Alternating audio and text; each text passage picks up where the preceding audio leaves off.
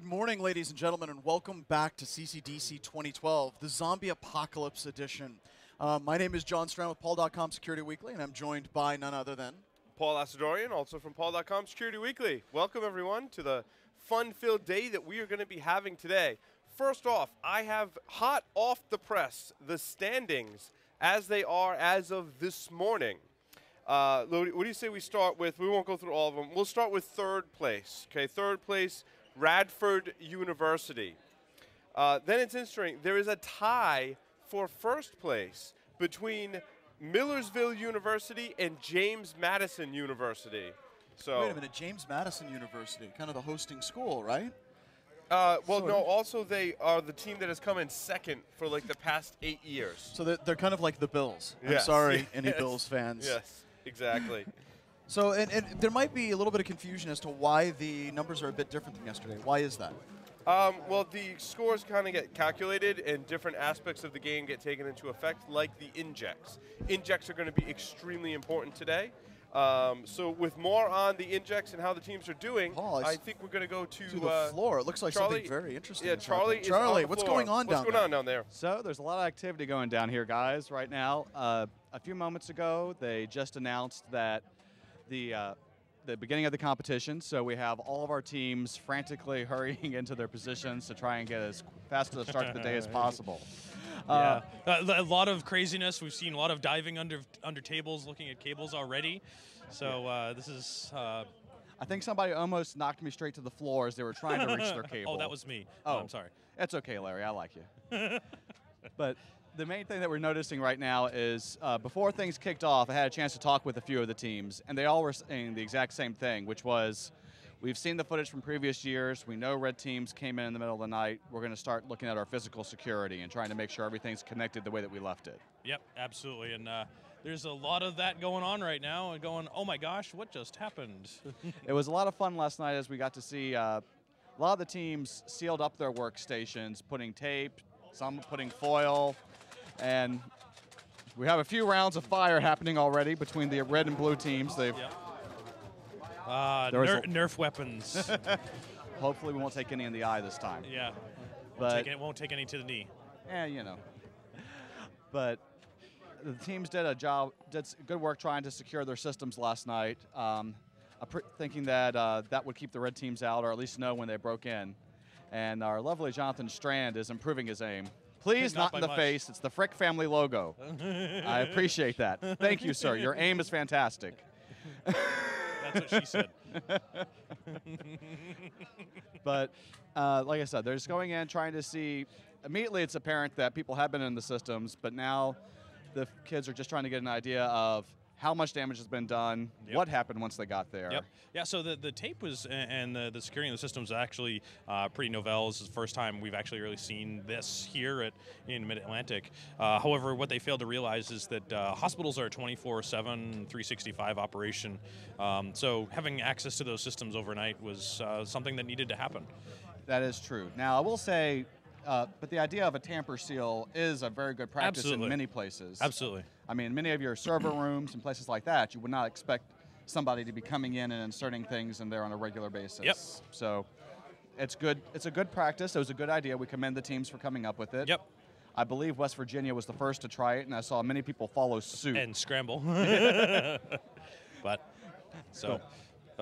I would call this controlled mayhem, but I don't think there's any control to it. I think it's just mayhem. Yes, I think it's pure panic and rushing and seeing what they can do. Yep. Yeah, lots of moving bodies at this point. So we'll get back to you guys a little bit later in the program. We're going to take a little bit more survey and see how folks are holding up.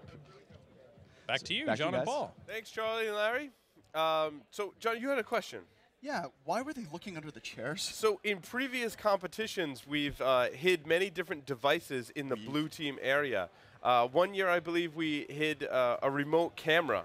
So it was a wireless camera, so we put the camera with a microphone. Time out. And we hid it under the table. What were you expecting to see with the remote camera underneath the table at an IT Geek conference?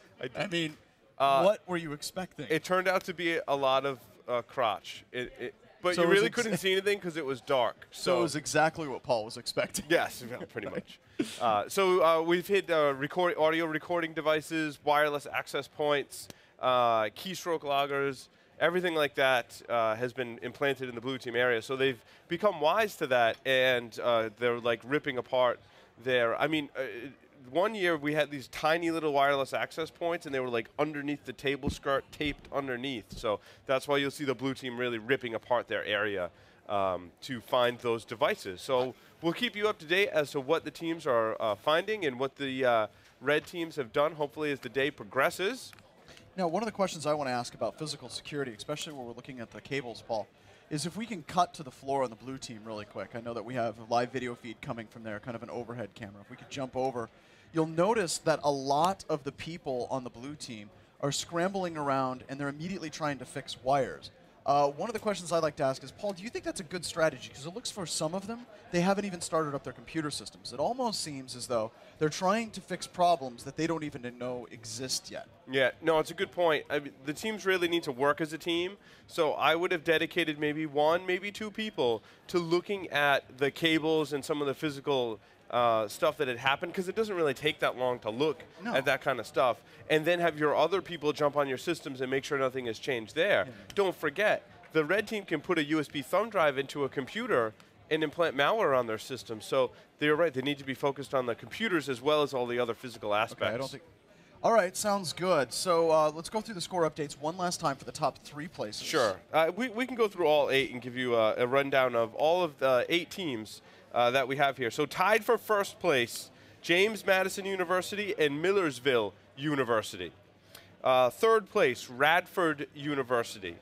Fourth place. Now that one's really interesting. Radford was lower in the standings yesterday, if you remember. They were. So they must have been working on many of those injects and instant response forms. So that clearly is paying off for Radford. Fourth place, Townsend University. Fifth place, Capital College. Sixth place, UMBC. Seventh place, West Virginia University.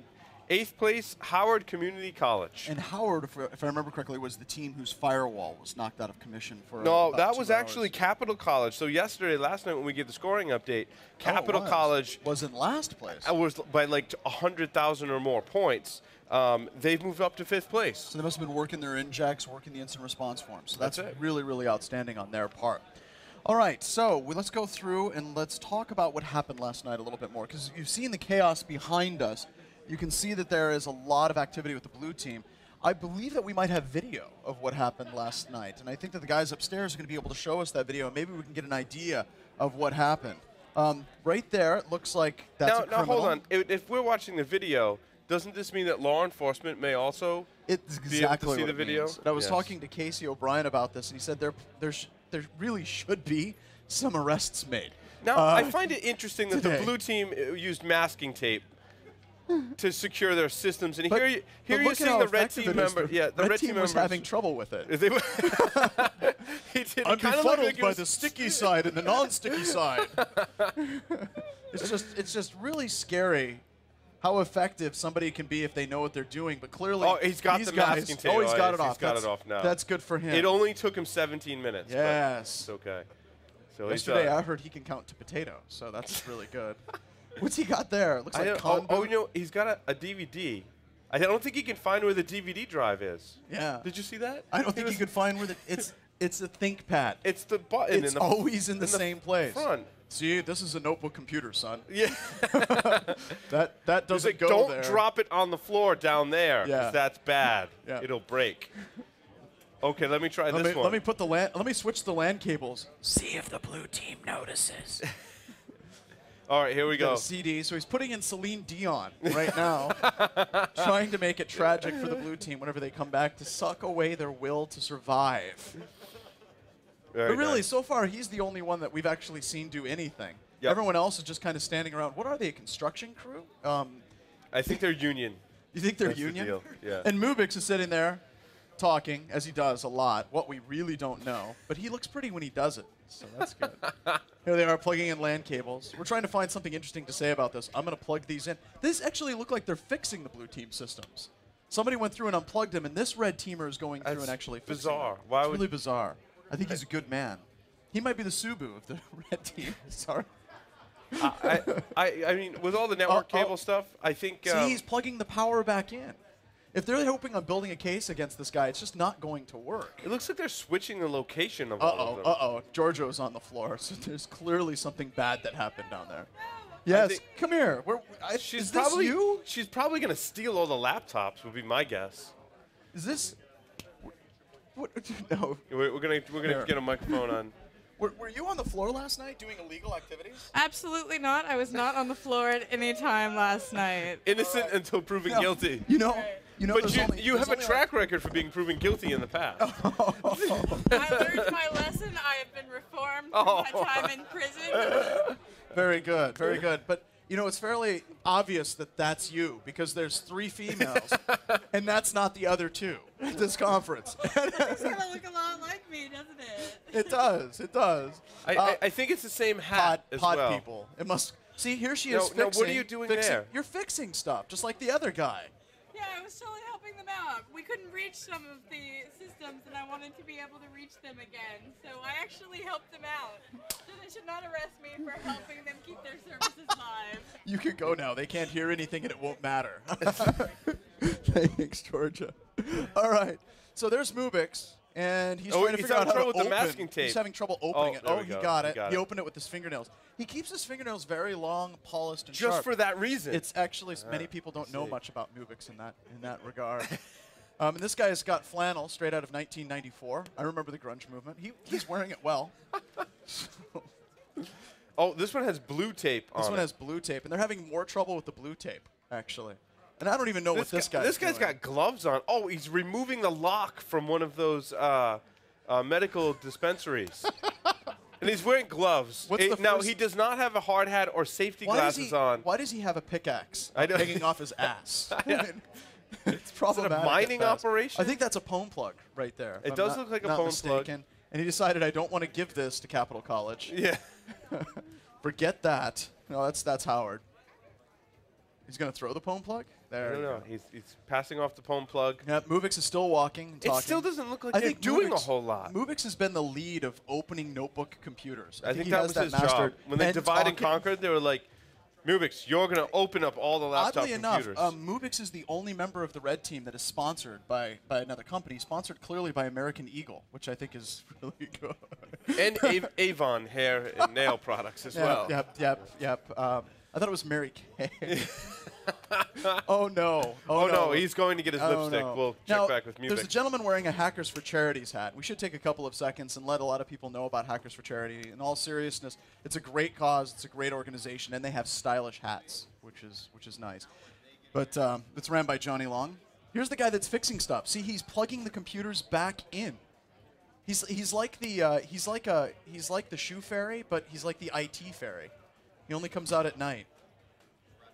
I don't know who that guy is on the I don't know who ground. that was either. Yeah.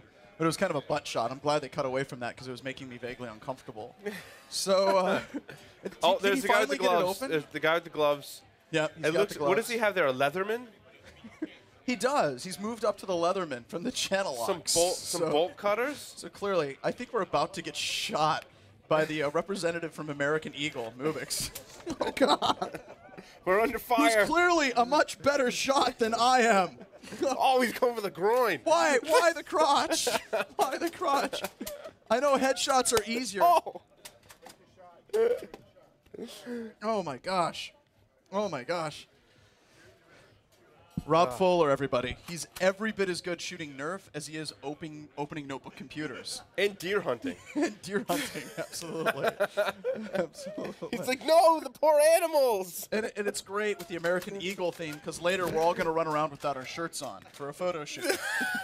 So Well, I hear you have some experience doing underwear I modeling. do, absolutely. All you have to do is Google image search John Strand. That, please, kids, for the love of God, if you're at home, don't and not do in that. front of the small children. Not in front of the small children. So we've got a laptop here up with some. It looks like it's booting, about to blue screen. It's booting somebody's up. butt now. Now it's someone's butt, which maybe They equally moved, is that's good. interesting as. Who recorded this anyway? It's nothing but ass shots of the red team. Oh, it was Tron's agent. This is. All right, what it's, else we got? Sexy hackers. But you know, how long did they have? Half an hour? I don't know. How long did they have in the red team area? 45 minutes. That would 45 explain why they're minutes. taking their time. Oh no, Because partition magic. it takes 2 seconds to put a USB thumb drive, infect with malware, yeah, but, and move on. But their team, it takes 15 minutes to cut open the tape on the yeah, front. the tape definitely slowed them down. I think that was outstanding. It really looks like they had a good time. There was a lot of Absolutely. bonding. So what do you think the blue team could have done last night to make it more difficult for the red team? Well, personally, I would have liked to seen a lot more plumber's butt in the video. No. I mean to defend against the red team. Sorry, thinking out No loud plumber's again. crack. Absolutely not. The blue team could have actually locked down their system somehow. I don't know how you would. How would you simulate have that. done that? How do you simulate that? In the one game? of the things- I guess you got to take under consideration that they're just going to have physical access. You know, Rob Fuller and my certainly, 4-year-old have a lot in common. You're just, it landed on my laptop and it started playing music. It started playing music. Paul.com which is Security very Weeklies, but weird. it was playing. Whoa! No, it didn't. Paul. It started playing It's Raining Men. He has amazing skills. Stay out of my share collection. Out of my share collection. I think one of the things the blue team could have done. No, is they could have BIOS put passwords. BIOS Yeah. passwords. Yes. Absolutely. I think BIOS passwords would have been extremely helpful last night.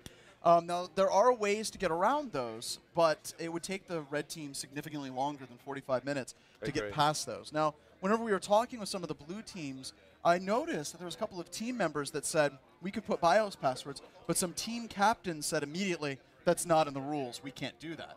And I said, well, is it explicitly forbidden? And they said, no, it's not, but Tim would get mad at us. And if there's one thing we've learned in this type of thing, it's much better to ask forgiveness than ask for permission. I these agree. Types of things. I agree. You So roll the dice. It would have been great. So what is happening now, Paul? Where are we at? Is the blue team finally settling down? Yeah, they seem to be settling down here behind us. They look like they're on their laptops now, actually typing and hopefully securing stuff. We were able to give some of the blue team members some tips. And this is one thing that just amazes me every year. The blue teams will say they'll be doing a lot of research on how to secure a service. And sometimes it's just easy as asking a question. Like, how do I prevent them from hacking into my database? And I said, well, haven't you just gone into this configuration file and put this one line in that makes it only accessible by local host? And they're like I was well, up we till saw 5 that. a.m. researching that. How come I didn't see that? Yeah. So Well, we got more ideas, and we've also interviewed some of the people from the blue team. Paul and I will be talking about that throughout the day. But I think that we want to throw it to the floor right now for Larry and Charlie in the blue team area to give us an on-the-ground update of what's going on. Guys, what's happening? So we've been walking around here and listening to the chaos. And, well, the kids are a little surprised. A lot surprised. Yeah. No, there's all sorts of mayhem. It's still chaos. A little bit better than it was before, but it's still pretty nutty. Yes, one of my favorite lines I've ever heard so far is, well, why can't we go ask the White Cell to give us some tools to fix this problem? Yeah, it doesn't work that way, guys. I know. It's a big lesson in the things that you don't think about, because we see people scrambling to find ways to get their passwords back, get their systems back up.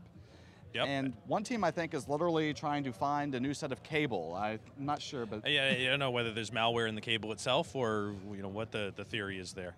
In any case, we've seen some of the systems here to our left are all the internet connected systems. Those were hands off for malware. They're directly connected to the internet, so forth and so on. But they didn't tell the red team that they couldn't move them, relabel them, any of that type of stuff. So the machines are still there, but they're not necessarily where they were yesterday and maybe not labeled correctly. So now they've got to figure out that too. And if anybody did something like save tools that they wanted onto the desktop, then you've got 8 machines you have to check to figure out which one was the right one. Yep. And actually quieting down. There's actually butts and seats and not many cables moving around, but lots of talking going on for sure. Yeah, but the talking is getting quieter, so I think they're beginning to develop game plans and start executing on them. I certainly hope so. Yeah, so there'll be a lot of excitement, and they're going to, in about an hour or so, get a feeling for whose plans are working. Yep. So with that, we'll send it back up to you guys. thanks, Larry and Charlie. And we're back. We're going to give people regular updates, of course, on how the game is going. I'm curious to see how some of the red team fares today. As I said, usually this day of the competition, the red team tends to be very successful on Friday. By this point in time, the teams may have patches and firewalls in place to keep them at bay. So I hope to see some more creative ways in which the red team is going to attack the blue team in terms of wireless networks and other interesting attacks against web applications. We'll try and get more information for you on that. And I also believe that we have an interview coming up with Costas, the CTO, or the CEO, at the top Yes. of the hour. That'll be coming up shortly. So we're going to go ahead and we're going to be taking a break. And then when we come back, we have an interview with Costas. We also have a couple of other interviews, and I believe, Paul, that we're going to start out this morning also with some demos. Yeah, so I'm going to give the last demonstration in my series. This last part will show you how to escalate privileges from a regular user to a root or super level user on a Linux/Unix system using a tool called Core Impact, which will be great fun. And then John's going to run a whole series of demos today as well using a tool called the Social Engineering Toolkit. Thank you very much. We'll see you at the top of the hour, everybody. Thank you.